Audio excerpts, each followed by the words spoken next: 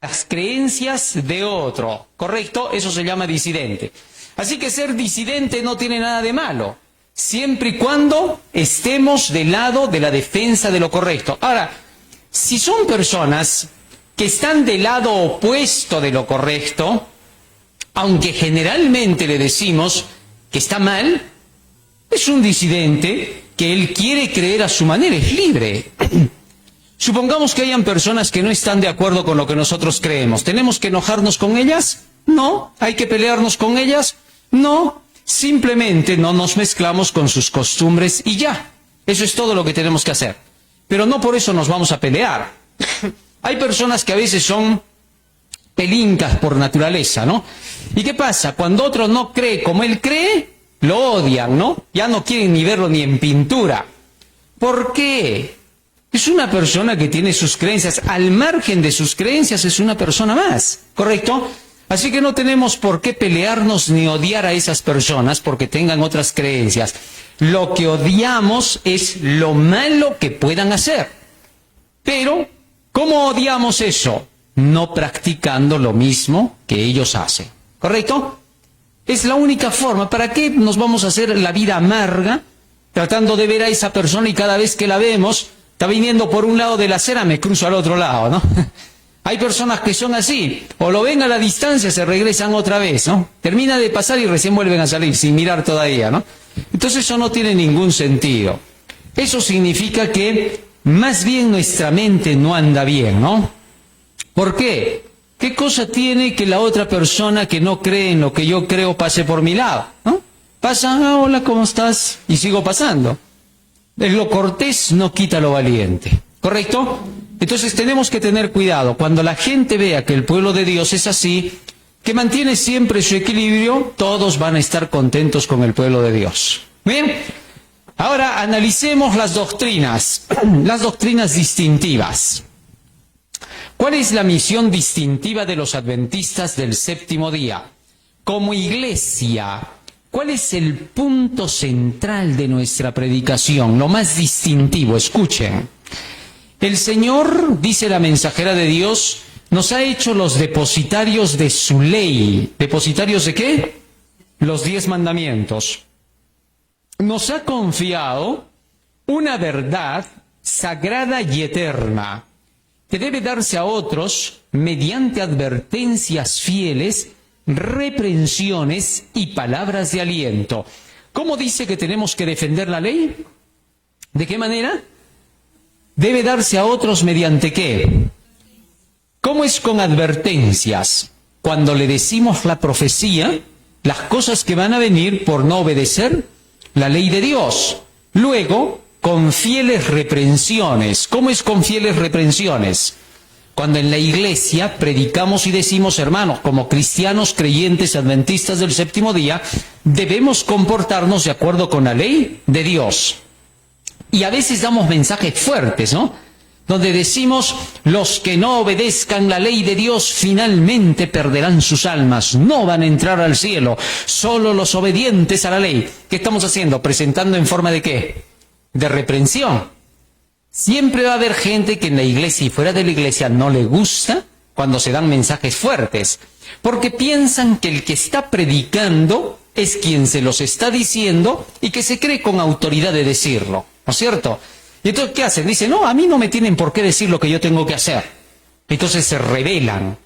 Pero el predicador, no debemos olvidar que es un ser humano también pecador, común y corriente, que necesita mejorar cada día más, que busca también la perfección para entrar en el reino de los cielos.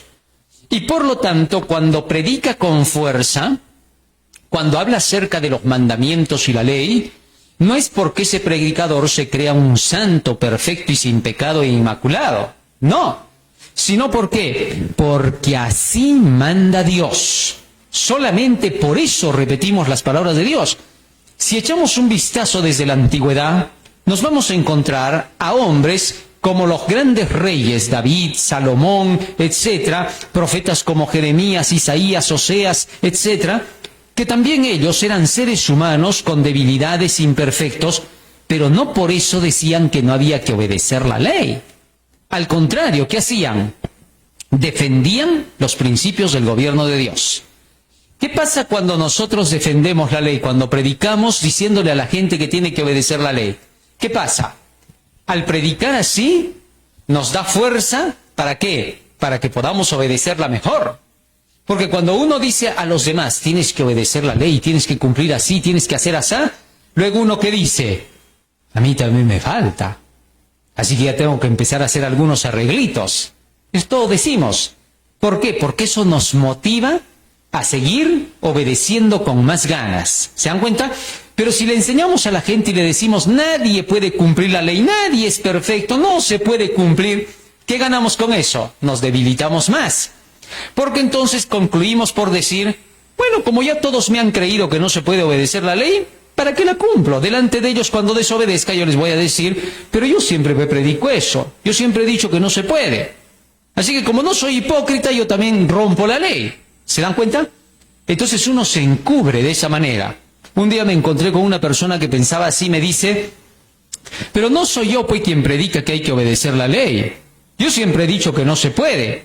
Así que por eso yo me voy a la discoteca, me voy en mi fe, Jesús me perdona porque Él me ama. Entonces, ¿en qué se convirtió esta persona? En un pecador descarado. ¿Por qué? Porque ya lo hacía con descaro. ¿Se dan cuenta? Una cosa es el pecador común. El pecador común es el que cuando comete errores solo va y los confiesa con Dios. Secretamente, no quiere volver a pecar, hace todo lo mejor posible. Pero el pecador descarado es el que dice, no, si todos pecan, ¿por qué yo no? Todos lo hacen. Se descara, ¿no? No debemos hacer eso. ¿Qué debemos hacer nosotros? Combatir el pecado. ¿Correcto? Muy bien. Sigue, entonces, hasta aquí. ¿Cuál es nuestra doctrina distintiva? La ley. Los 10 mandamientos. Seguimos leyendo. ¿Qué más dice acá? Creencia en la justificación por la fe. Debido a que nosotros defendemos la ley, entonces nos van a preguntar a nosotros, ¿y dónde queda la fe? Y nos van a decir así, ¿no? La ley era para el pasado, para los judíos. Ahora para nosotros es la fe. Pablo ha dicho que somos justificados por la fe sin las obras de la ley. Por esa razón, como adventistas, una vez que hablamos de la ley, también hablamos de ¿qué? De la justificación por la fe. Es otra de nuestras creencias que no podemos jamás dejar de proclamar, porque la ley y la fe trabajan como unidas, no pueden separarse. La ley y la fe son como el hidrógeno y el oxígeno, que forman entre los dos el agua. Si separamos a estos elementos, ya no hay agua. ¿Está claro? Así entonces estos dos temas siempre van a ir paralelos. En Apocalipsis 14:12 nosotros leemos, aquí está la paciencia de los santos, los que guardan ¿qué? Los mandamientos de Dios y tienen ¿qué? La fe de Jesús, las dos cosas siempre, ¿ya? Muy bien. Mediante los mensajeros de Dios nos son presentadas la justicia de Cristo, la justificación por la fe y las preciosas y grandísimas promesas de la palabra de Dios. La justicia de Cristo, que tiene que ver con los mandamientos de Dios. La justificación por la fe, que tiene que ver con el perdón del pecado. Y las preciosas y grandísimas promesas, que son las profecías. ¿Correcto? Ese es nuestro mensaje. Palabras de vida del Gran Maestro 258. Ahora vamos a explicar esas dos justicias. ¿Correcto? Dos cosas que están contadas en la justificación por la fe. La justicia. ¿Qué cosa es justicia? Empecemos por ahí. ¿Qué cosa significa la palabra justicia? ¿Ah? ¿Qué es? Los mandamientos de Dios son justicia. Por tanto, justicia es santidad, pureza, amor. Todo eso significa justicia, perfección. Entonces nosotros, cuando hablamos de justicia, estamos diciendo la justicia, la santidad por la cual somos perdonados es imputada. La santidad que nos regala Dios a través del perdón del pecado se imputa. ¿Qué cosa significa imputar? ¿Ah? Imputar. Atribuir algo sobre una persona a la que no le corresponde, pero que nosotros se lo damos. Por ejemplo, Si es una persona que hizo mal, cuando me pide perdón me dice, discúlpame por todo lo que te he robado, por todo lo que me he llevado de tu casa. Y entonces, como pide perdón, me devuelve mis cosas, inmediatamente yo le digo, ahora sí, te perdono y quedas limpio, nunca más te voy a decir ladrón. ¿Por qué? Porque dejaste de ser ladrón al devolver lo que habías robado y te arrepentiste. Entonces se le imputa a esa persona como que es un santo, un puro, ya no es un ladrón, ¿correcto? Entonces, a todos nosotros, cuando pedimos perdón a Jesús de todos nuestros pecados que hayamos cometido en el pasado, inmediatamente nos imputa el ser santos, nos da el nombre de santos, eso se llama imputar, ¿correcto? Y nos declara como que ya somos lo opuesto de lo que fuimos. Entonces acá dice, la justicia por la cual somos justificados. Acá también cabe aclarar, la palabra justificado significa perdonado. Entonces lo que está diciendo acá es, la justicia por la cual somos perdonados es imputada. Lo que significa que yo no tengo que haber hecho algo bueno para que se me llame santo. Que porque hice las cosas mal, pero las reconozco, por eso ahora se me llama santo. No porque hice algo bueno, sino porque reconocí que hice lo malo. Entonces se me atribuye perdón sin necesidad de haber hecho algo bueno para ganármelo. Para ganarte el perdón de Dios no necesitas hacer nada de buenas obras, ¿correcto? Nada de buenas obras. ¿Por qué? ¿A quién se perdona? ¿Al bueno o al malo? Al malo, porque al bueno, ¿de qué lo vas a perdonar si es bueno? No tiene ningún sentido. Perdonas al malo cuando se arrepiente, obviamente, ¿correcto?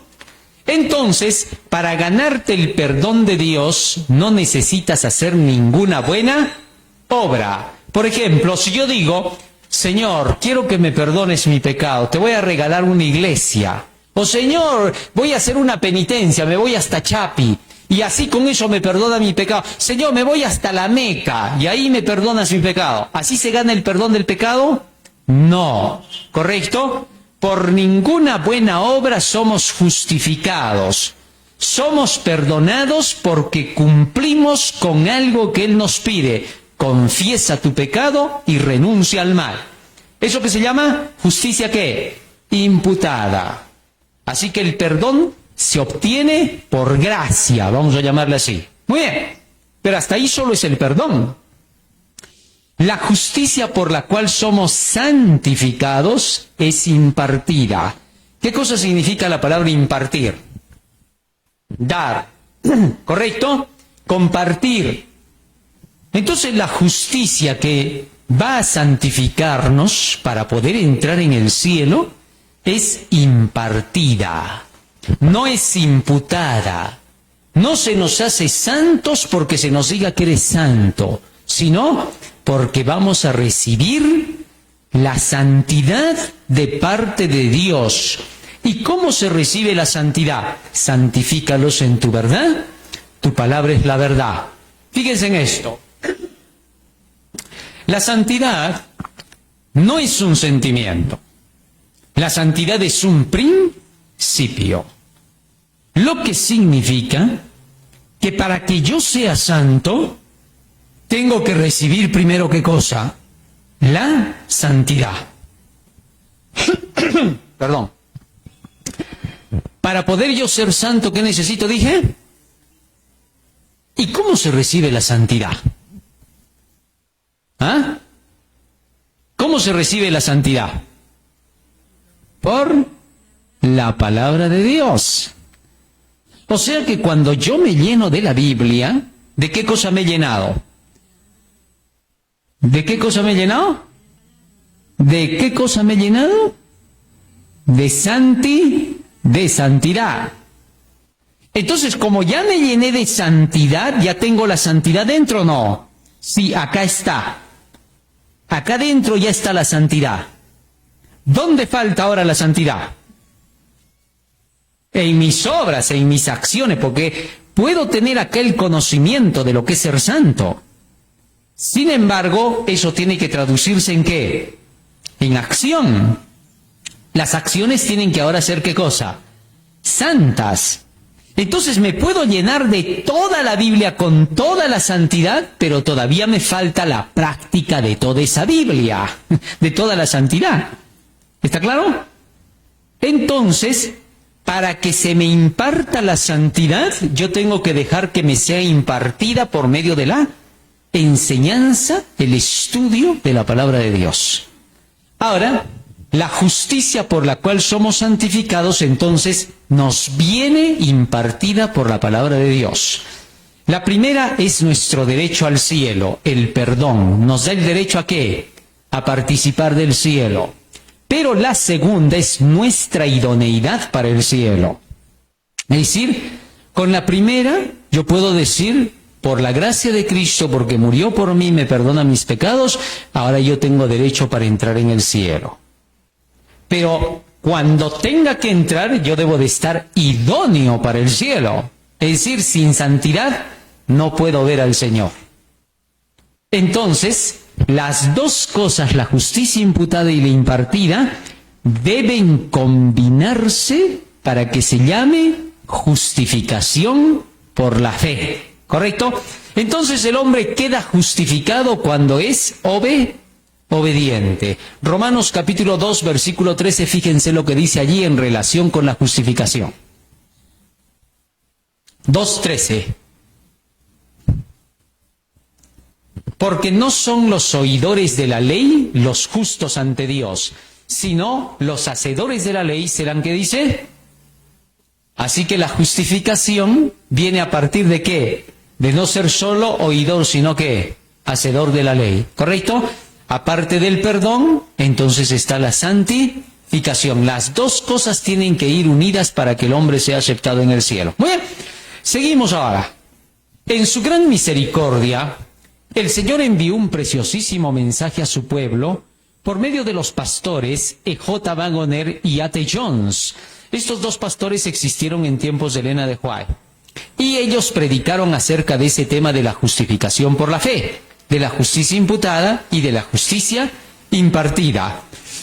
Este mensaje, dice ella, tenía que presentar en forma más destacada ante el mundo al sublime Salvador, el sacrificio por los pecados del mundo entero. Presentaba la justificación por la fe en el garante. Invitaba a la gente a recibir la justicia de Cristo, que se manifiesta en la obediencia a todos los mandamientos de Dios.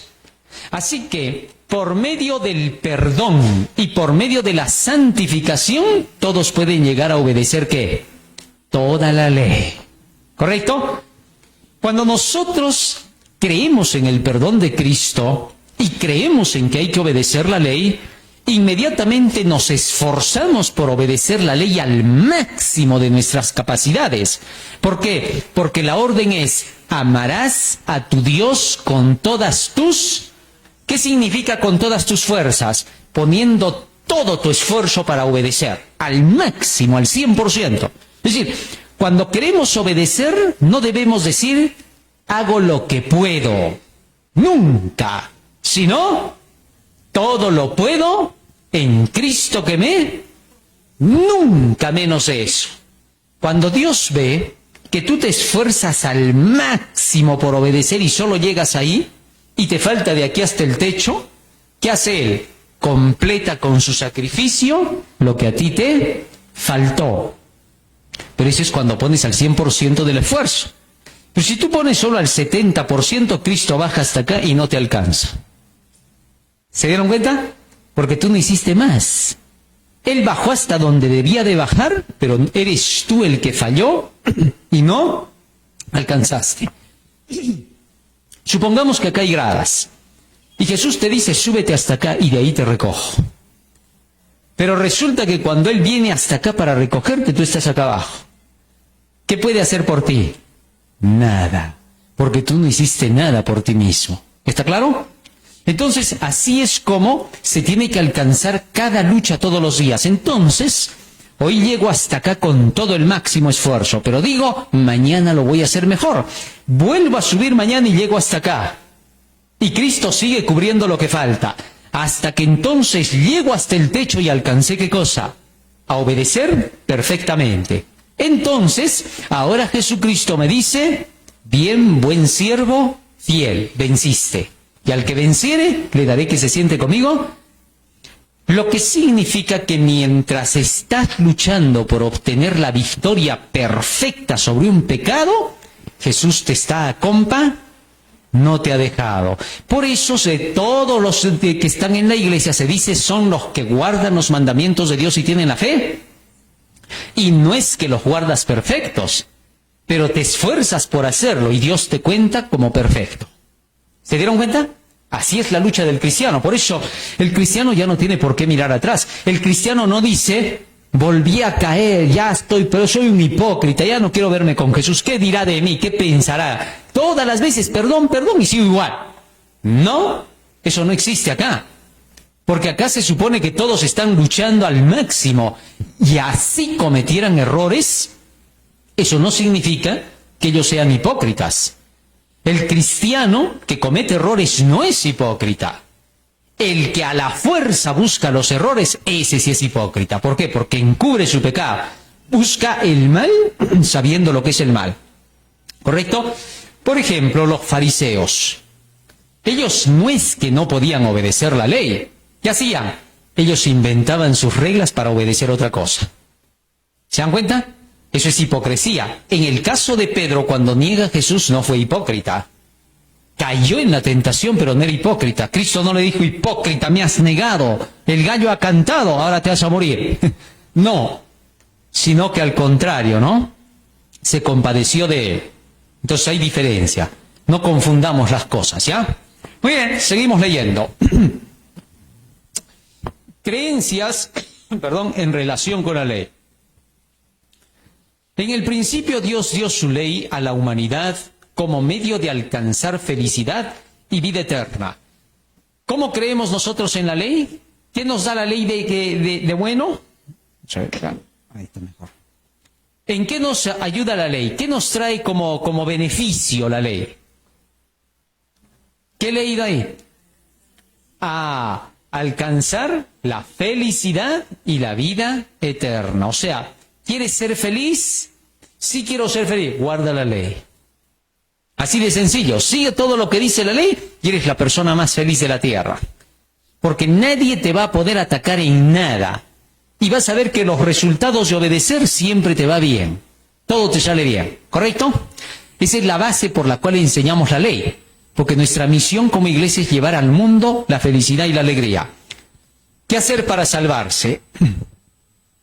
La condición para alcanzar la vida eterna es ahora exactamente la misma de siempre, tal cual era en el paraíso antes de la caída de nuestros primeros padres. La perfecta obediencia a la ley de Dios, la perfecta justicia.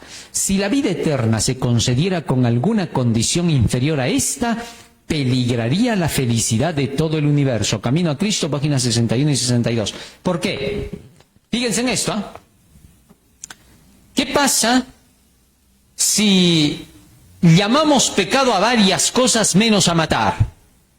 Decimos, bueno, está bien, no robes, no adulteres, no hables falso testimonio, no chismes, ya. Pero matar de vez en cuando no pasa nada. ¿Qué pasaría si llegamos a esa conclusión? ¿Ah?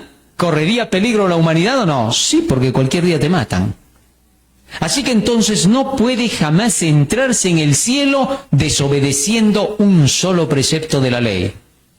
Todo se obedece completo o estamos perdidos, porque cualquiera que guardare toda la ley pero ofendiera en un punto que dice, es culpable de todo. Santiago 2:10, ¿correcto? Así que entonces toda la ley debe de ser guardada para los que se quieran salvar. ¿Quieres entrar en el cielo? Sí, guarda la ley, toda completa.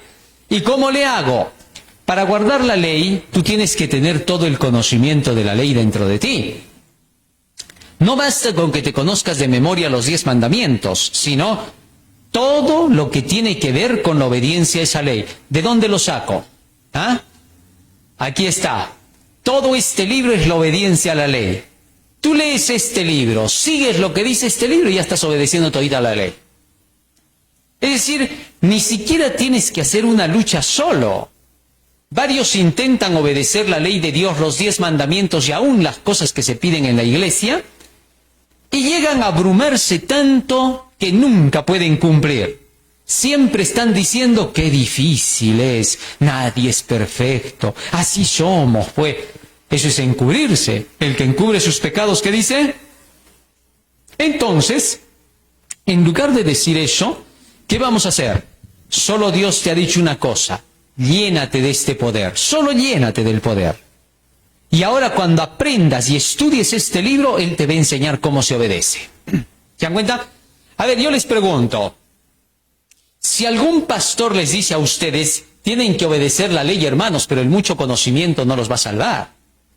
Pero ustedes tienen que portarse bien como cristianos. ¿Para qué tanto conocimiento de la Biblia? Lo que interesa es pórtense bien. ¿Qué les está diciendo con eso? Eso no tiene sentido. Está fuera de lugar. ¿Cómo yo le voy a decir a una persona, tienes que cumplir la ley, pero no necesitas leer cómo se cumple? ¿De dónde va a sacar el cumplimiento? Va a esforzarse, va a tensionar sus facultades, se va a desesperar, va a llorar, a gritos va a pedir al cielo que lo cambie, y no va a cambiar. ¿Por qué? Porque el cambio no nace del ser humano.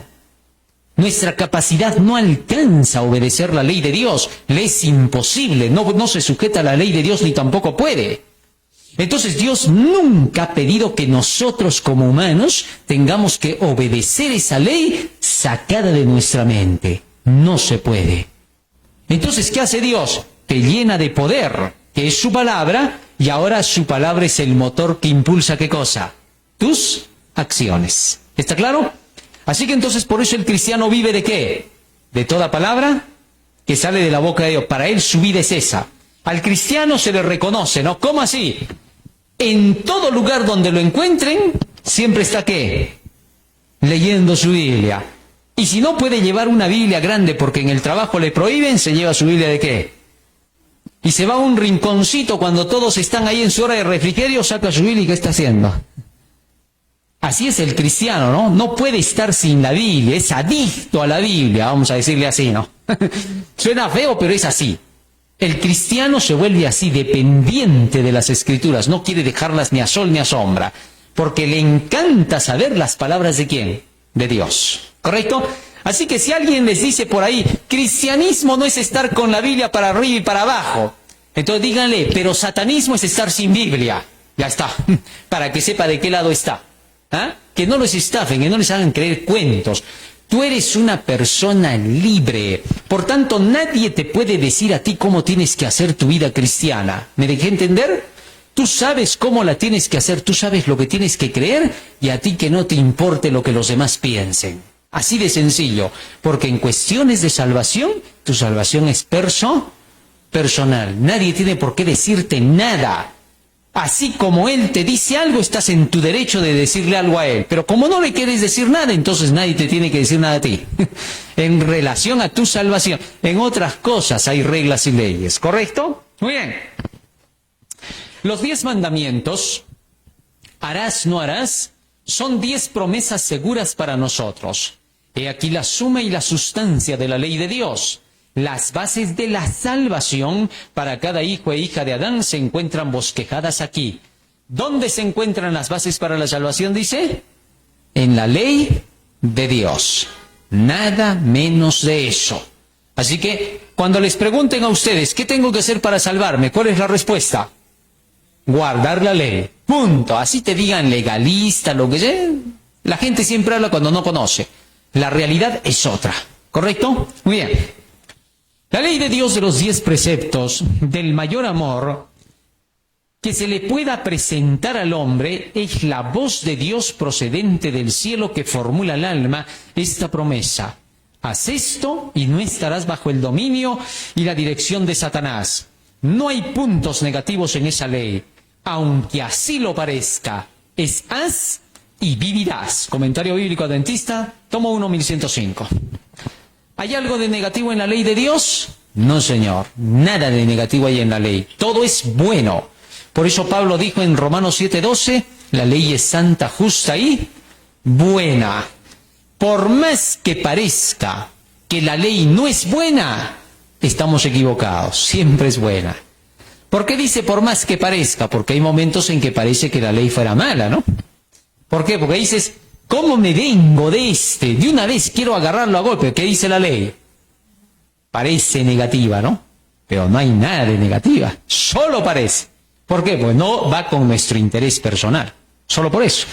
Muy bien. Cristo enseñó a obedecer la ley para salvarse. Cristo no disminuye las exigencias de la ley. En un lenguaje inconfundible, presenta la obediencia a ella como la condición de la vida eterna, la misma condición que se requería de Adán antes de su caída.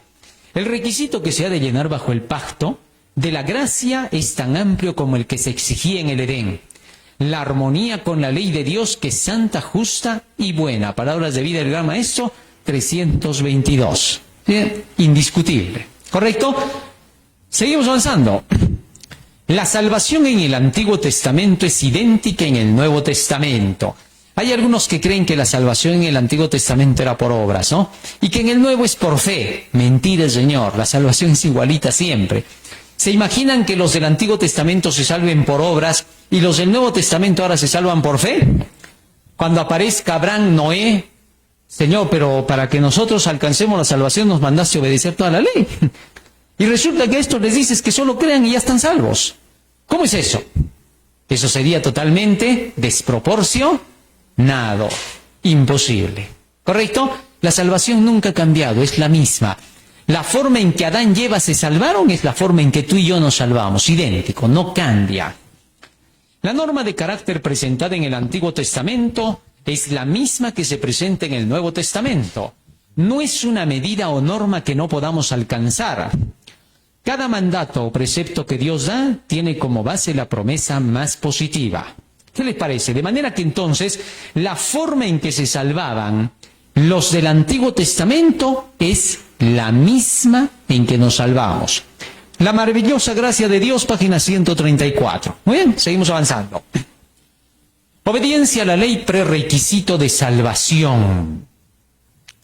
Cuando se siente el juez, se abran los libros y cada hombre sea juzgado de acuerdo con las cosas escritas en los libros, entonces las tablas de piedra ocultas por Dios hasta aquel día serán presentadas delante del mundo como la norma de justicia. Entonces hombres y mujeres verán que el prerequisito de su salvación es obediencia a la perfecta ley de Dios. Nadie hallará excusa para el pecado. Mediante los justos principios de aquella ley, los hombres recibirán su sentencia de vida o muerte. Interesante. Mensajes Selectos, tomo 1, página 264. Así que como adventistas del séptimo día, siempre hemos creído en esto. Últimamente la teología de la liberación está metiendo otras ideas en la iglesia adventista, ¿no? ¿Qué cosa hemos dicho que es la teología de la liberación, se acuerdan? ¿Ah? ¿Cuál es esa teología de la liberación que se está moviendo? Es la enseñanza de la creencia cristiana de izquierda, ¿correcto? Es decir, los movimientos izquierdistas se han metido en la religión y a través del izquierdismo, el comunismo, de esas ideas, se ha mezclado con el cristianismo y han creado un nuevo sistema de salvación. ¿Cuál es ese nuevo sistema?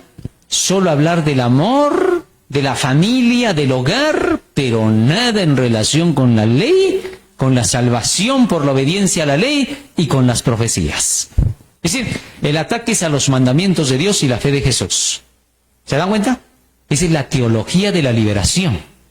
Y es practicada por presidentes, por reyes, por muchos grandes líderes religiosos, y son los que buscan el ecumenismo, la alianza de religiones. ¿Correcto? Así que tenemos que tener cuidado con la teología de la liberación. No tiene nada que ver con nosotros. Perdón, no tiene nada que ver con la Biblia. ¿Está claro? Muy bien. Daniel y el Apocalipsis. Como iglesia adventista tenemos a Daniel y el Apocalipsis como nuestros libros especiales de lectura. ¿Por qué estos dos libros son tan importantes para nosotros? Sencillo. Porque el libro de Daniel habla acerca del nacimiento de un pueblo que anunciaría que la hora del juicio había llegado para 1844. Y el Apocalipsis nos cuenta todo lo que pasará de 1844 hasta la segunda venida de Jesús. ¿Está claro? De eso ya vamos a estudiar, ¿no? Porque de acá a poco ya vamos a empezar el seminario de Daniel y el Apocalipsis, donde vamos a estudiar cómo Daniel hablaba desde los tiempos del profeta hasta que nazca el pueblo adventista del séptimo día. Y cómo Apocalipsis habla desde que nace la iglesia adventista del séptimo día hasta la segunda venida de Cristo. De eso vamos a hablar en este seminario. Por ahora solamente vamos a ver que esto es una de nuestras doctrinas y creencias, ¿no? Ella menciona al pastor S, no sabemos a quién se refiere, ¿no?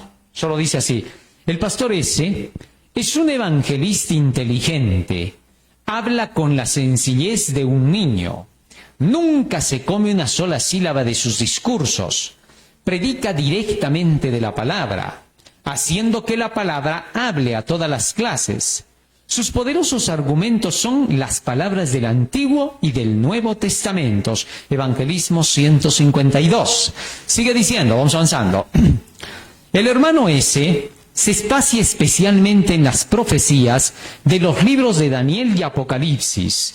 Tiene grandes representaciones de las bestias de las cuales se habla en estos libros. Así, mantiene la atención del auditorio mientras les predica la verdad. Por medio de este esfuerzo, centenares de personas fueron inducidas a tener una comprensión mejor de la Biblia de lo que jamás habían tenido, y confiamos en que habrá muchas conversiones. Carta 326 de 1906. Sigue diciendo de él: la labor del pastor S me recuerda los esfuerzos realizados de 1842 al 44. Él usa la Biblia y solamente la Biblia para probar la verdad de sus argumentos. Evangelismo 153. Sigue hablando de él. El pastor ese se está despertando un buen interés por sus reuniones. Muchos católicos vienen a escucharlo. ¿Qué les parece? Así que entonces se menciona que una de nuestras creencias es enseñar Daniel y el Apocalipsis, y que de ahí se sacan las verdades para este tiempo, y que, contrario a lo que piensan muchos dirigentes en nuestra iglesia y muchos hermanos, mucha gente de los católicos viene a escuchar acerca de esos temas proféticos y les encanta. Sí, porque a la gente, a todos les encanta la profecía. Y Dios sabe que la profecía es el medio con el cual atrae a toda la humanidad.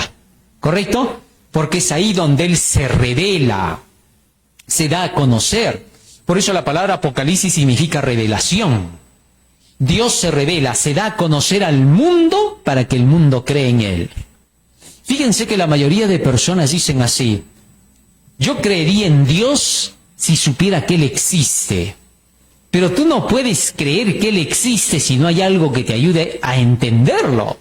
Y la única manera, ¿cuál es? La profecía. Cuando tú estudias la profecía, no puedes negar la existencia de Dios, porque ves que todo lo que dice se cumple. Así Dios se te revela, se te presenta, en otras palabras. Pero nunca se te va a presentar en persona. Porque si lo hace, uno, te mata. Tan pecador eres que de solo verlo caes fulminado. Segundo, ¿tú cómo sabes que es Dios el que se te está presentando? Porque el diablo se presenta como ángel de luz. Y tercero, Cristo dijo que aparecerían falsos cristos. Cuarto, Jesucristo dijo que nadie le vería hasta que venga por segunda vez, porque Él dijo: cuando digan está aquí o está allí, no creáis, porque como el relámpago que sale del oriente se muestra hasta el occidente, así será la venida del Hijo del Hombre. Si Cristo viene antes de eso, mintió. ¿Por qué? Porque Él ha dicho que solo lo van a ver cuando lo vean como el relámpago que sale del oriente hasta el occidente. Si Cristo se presentara ahora a alguien, entonces desmentiría su santa palabra. Porque su palabra dice que ¿cuántas veces va a venir al mundo Cristo? 2 veces. Aparecerá por segunda vez, dice Pablo. Pero si él se presenta a alguien, ¿cuántas ya está viniendo? Y si se le presenta a varios, no tiene ningún sentido. Así que nadie lo verá hasta que venga por segunda vez. Por gusto, es decir, un minutito, solo 30 segundos lo veo y creo. Nada, Señor, no lo va a hacer. Porque si lo hace, entonces él mismo desmentiría su palabra. ¿Está claro? Entonces ya sabemos por qué Cristo no se presenta. Que la única manera en que se nos presenta es a través de ¿qué? La profe, así se revela a él. Tales métodos de este pastor serán usados cada vez más en la terminación de la obra. Es decir, en lugar de que se quite la predicación de las profecías para los últimos días, ¿qué dice ella? Tales métodos serán usados cada vez más para la terminación de la obra. O sea, si hay predicadores que no predican Daniel y Apocalipsis en nuestras iglesias, son falsos apóstoles, fraudulentos, mentirosos, pastores e engañadores. Así de simple. ¿Ah? Muchas veces está pasando esto en nuestra iglesia.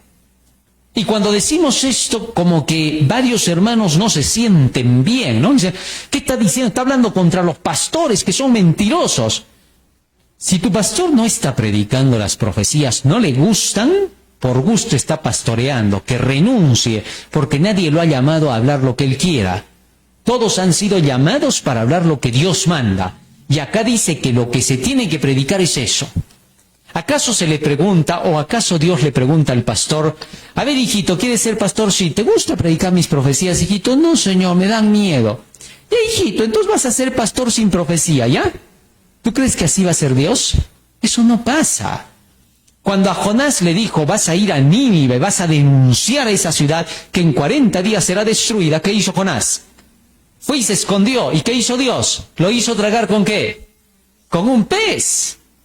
Primero lo mandó al mar, ahí, al mundo, las naciones, pueblos, tribus y lenguas, y ahí se lo tragó el pez. O sea, fue un llamado de atención poderoso. Y cuando el pez lo vomitó, ¿acaso Dios le dijo, Jonás, aprendiste la lección? ¿Si te ha gustado que te coma el pez? No, Señor, perdóname. Ya, hijito, pobrecito, ya no te va a mandar a predicar más, ¿ya? Ahora vas a hablar del amor. ¿Así le dijo? No, ¿qué le dijo? Ahora vas a Nínive y denuncia esa ciudad. Dile que en 40 días la voy a destruir. O sea, lo mandó otra vez a profetizar.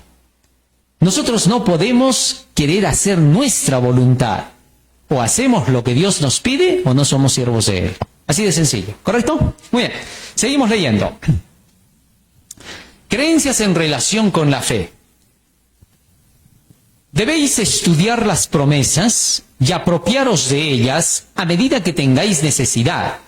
La fe es por el oír y el oír por la palabra de Dios. ¿Qué cosa creemos nosotros que es la fe? Contrario a las religiones en general que dicen que la fe es un sentimiento, que la fe solo es creer, cree y ya estás salvado, contrario a eso, para nosotros es lo que Pablo dice, la fe es por el oír y el oír por la palabra de Dios. Así que creemos nosotros en que toda la palabra de Dios es la palabra de fe que predicamos. Y si queremos tener fe, no solo nos quedamos diciendo, Señor, auméntame la fe, sino que después de pedir eso, ¿qué hacemos? Como los discípulos, escuchamos la fe. ¿Se acuerdan cuando los discípulos le dijeron a Jesús, aumentanos la fe? ¿Cómo les aumentó Jesús la fe? ¿Se acuerdan? Una vez que le dijeron, maestro, sí, aumentanos la fe. Entonces Jesucristo comenzó a darles, ¿qué? Enseñanza, y les dijo, a ver, la fe es como el granito de mostaza, les dijo. Que cuando es todavía, en su comienzo es como una semillita que tú no la ves. Pero que cuando tú la siembras, de pronto crece y se vuelve como un árbol gigantesco, que llega a tener bajo sus ramas a todas las aves del cielo que pueda. Entonces con eso les estaba diciendo, el conocimiento va de menos y llega a ¿qué? A más. Hasta que tanto es el conocimiento que miles de personas te quieren escuchar porque están bajo tus ramas. Esa es la fe.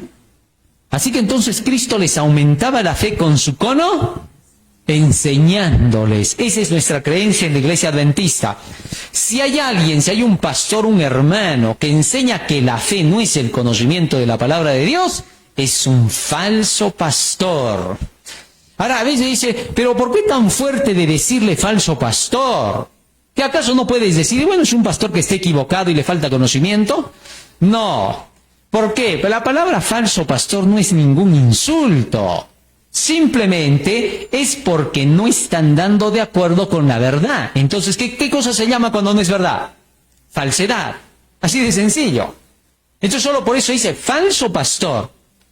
Puede ser que haya un falso pastor y que sin embargo se comporta bien como persona. Sí. Puede ser que sea un pastor que de pronto da de comer al hambriento, da de vestir al desnudo, hace lo mejor que puede. Pero como está enseñando una falsedad, se llama falso pastor. Pero no significa que ese pastor no puede enseñar lo correcto y se diga, ahora sí, eres un verdadero pastor. Simplemente, no es ningún mal.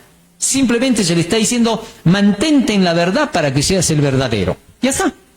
¿Y cómo saber cuándo alguien se está manteniendo en la verdad? Hay una verdad que es constante y hay una verdad que es presente. ¿Cuál es la verdad constante y cuál es la presente? La verdad constante es la verdad de todo ¿qué? De todo el libro.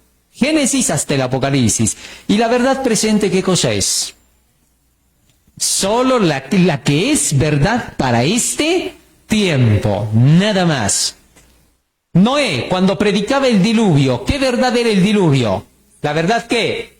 Porque recién iba a llegar el diluvio. ¿Cuál era la verdad constante? Todo lo que habían enseñado desde Adán y todo lo que incluso a Noé le faltaba aprender. ¿Está claro? Porque la verdad de Dios es infinita. Su verdad es absoluta, pero es infinita.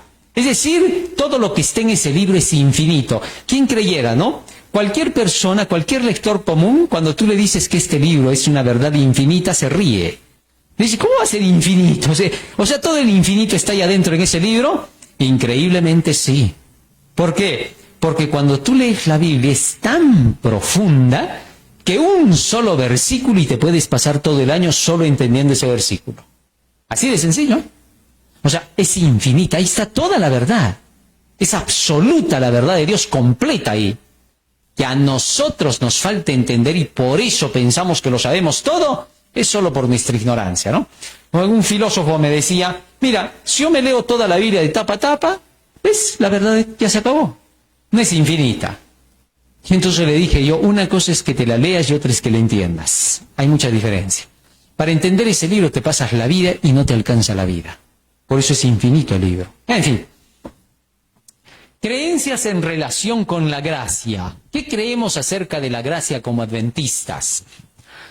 El agua a la cual se refiere Cristo es la revelación de su gracia en su palabra. La presencia de Cristo llena de gracia en su palabra le habla constantemente al alma, presentándolo como una fuente de agua viva que refrigera al sediento. La maravillosa gracia 110.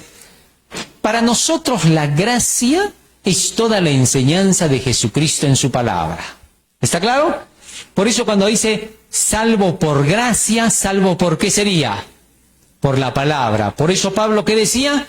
Que desde la niñez has aprendido las Escrituras, las cuales te pueden hacer sabio para la salvación que es en Cristo Jesús. ¿La palabra te puede salvar? Sí.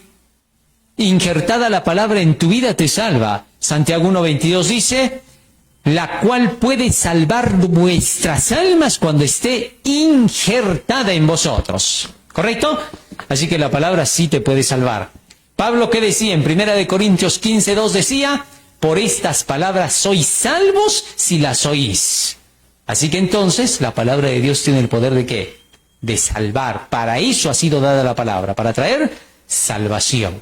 En Cristo Jesús la palabra salva. ¿Correcto? ¿Por qué? Porque Él está corporizado en ella. Cristo es el verbo, Él es la palabra viviente. Así que todo lo que Él enseña salva. Muy bien.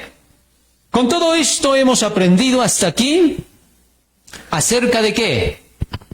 De las creencias en relación con la ley, con la fe, con la gracia y las profecías. El próximo sábado vamos a seguir viendo las demás creencias. Ahora vamos a ver los disidentes y sus creencias. ¿Por qué? Porque los disidentes dentro de la iglesia también tienen sus creencias, ¿eh? Sí. Ellos creen al revés de lo que es la verdad, pero eso lo vamos a ver recién en cómo lo escribió Elena de White. Ahora, ¿por qué presento yo las citas del espíritu de profecía para confirmar nuestras creencias? No es porque Elena de White haya dado las creencias, ya no se van a equivocar. No, ella está escribiendo todo lo que como adventistas creíamos en nuestros inicios como iglesia. ¿Bajo qué creencias comenzamos? Todo esto está fundamentado por la Biblia, como bien lo hemos estudiado otras veces, ¿no es cierto? Todo está fundamentado. Lo único que yo estoy haciendo acá es qué fue lo que encontramos como adventistas y que se convirtió eso en nuestras creencias fundamentales hasta el día de hoy. Los que creen así como ella cuenta, porque esto es historia, ¿eh? Los que creen así como ella dice, esos son los adventistas. Los que no creen así como ella dice, son falsos adventistas, nominales. ¿Está claro? Y eso no nos choca de tener que decir, porque la iglesia adventista siempre se ha caracterizado por tener trigo y cizaña. Si no, no somos la iglesia verdadera. Cristo fue claro. Para los últimos días en la iglesia habrán dos grupos: las vírgenes prudentes y las insensatas. El trigo y la cizaña, los buenos y los malos, las ovejitas y los cabritos, los que adoran a la bestia y los que guardan los mandamientos de Dios. ¿Está claro? Pues está más que demostrado que la Biblia dice que la iglesia va a estar compuesta de dos grupos. Así que si alguien dice por ahí, aquí en esta iglesia se andan peleando, se andan lanzando de un lado y del otro, quiere decir que este no conoce lo que es adventismo, no conoce lo que es Biblia. Para los que estudian a Jesús, esos se dan cuenta de que en los últimos días Cristo va a separar a los unos de los otros en su iglesia. Sin embargo, se van a seguir llamando del mismo nombre. ¿Por qué? A pesar de que las vírgenes eran insensatas, ¿se les llamaba vírgenes o no? ¿Por qué? Se supone que virgen es pura, ¿no es cierto? Pero ¿y por qué se les llama puras a las insensatas? ¿Cuál es la razón? ¿Ah? Porque todas creen que son parte de la iglesia adventista del séptimo día. ¿Y por qué yo aplico las 10 vírgenes a la iglesia adventista? A ver, ¿por qué? Porque según la profecía, según la parábola, las 10 vírgenes están esperando ¿a quién? Es decir, están esperando el segundo ¿qué? Adveni, por eso son Advent. Solo para la iglesia adventista se aplica esa parábola. Solo para la iglesia adventista. No se puede aplicar a ninguna otra iglesia. Solo para los que creen en la segunda venida de Cristo y que salieron a esperar al esposo y no vino. Y eso pasó en 1840 y las demás iglesias no han salido a esperar al esposo y no ha venido. Las evangélicas, católicas, a ver, díganles, ¿ustedes han pasado esperando la segunda venida de Cristo en alguna fecha? Y le van a decir, no, los que han pasado eso son los adventistas, le van a decir. Sí, pues todos saben que los adventistas son los únicos que pasaron por ese chasco. Entonces, solo ellos representan a las 10 vírgenes que salieron a recibir al esposo y se chasquearon porque ¿a qué hora vino el esposo? A la medianoche. Cuando ellos salieron a esperar, ni siquiera estaba. Hasta que se durmieron y pasó un buen tiempo, desde la puesta del sol hasta la segunda venida. ¿Correcto? Muy bien.